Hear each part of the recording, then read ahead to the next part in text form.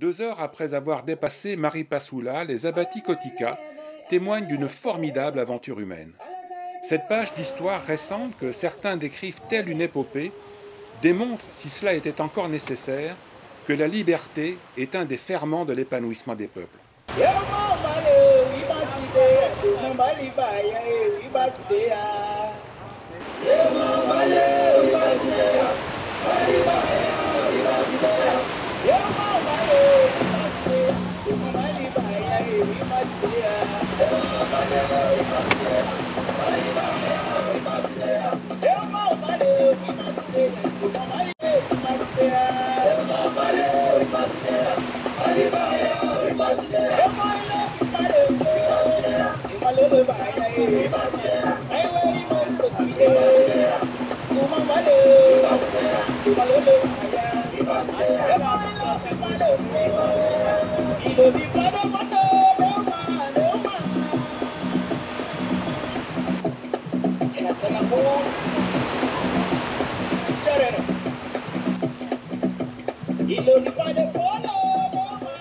Pour comprendre ce que sont les Abati-Kotika, il faut se référer un peu à l'histoire. En fait, c'est un groupe Bushinengue qui s'est formé au Suriname et qui est entré en rébellion avec la puissance coloniale hollandaise. Donc ils ont été pourchassés jusqu'ici par les militaires hollandais alliés à l'ethnie Djuka.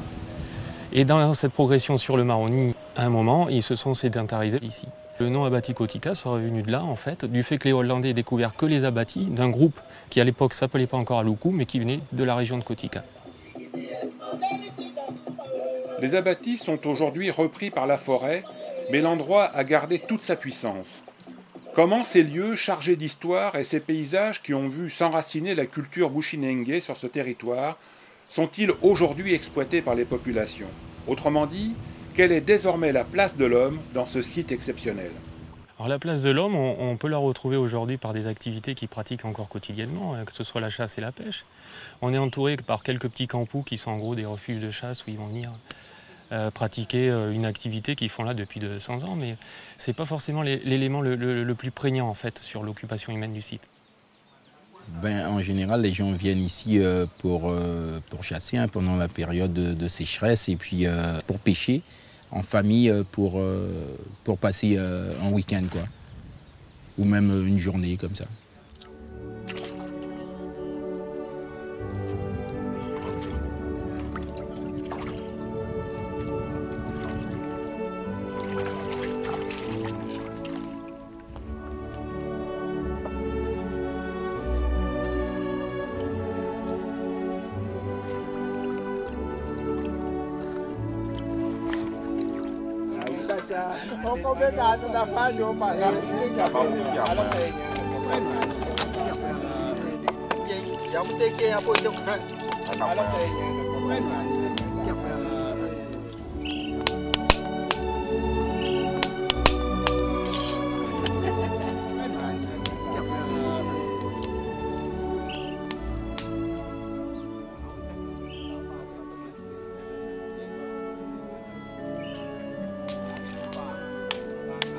That's one to attack. Shama be kiwa.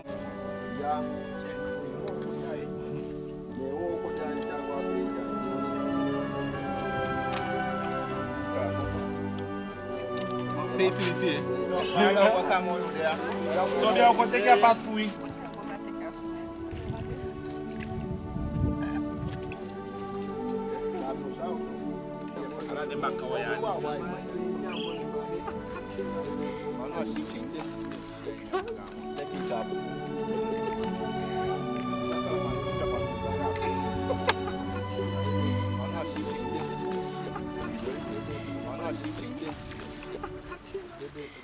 Curieusement, en période d'étiage, le fleuve se fait beaucoup plus discret. Il cède du terrain pour ne pas dire du rocher. Il se divise et se reforme, il explose et tourbillonne. Contraint par les roches, il se fraye un passage dans les étroitures et accélère. Il passe en force, rendant la circulation des pirogues extrêmement périlleuse. Il y a toujours autant de circulation, les pirogues de fret continuent à monter malgré les difficultés, et ça veut dire qu'il faut bien connaître les passages où se trouvent les rochers qui se trouvent en surface ou sous l'eau, quoi. Ils mettent un peu plus de temps, il faut faire beaucoup plus attention, mais ils parviennent quand même à passer.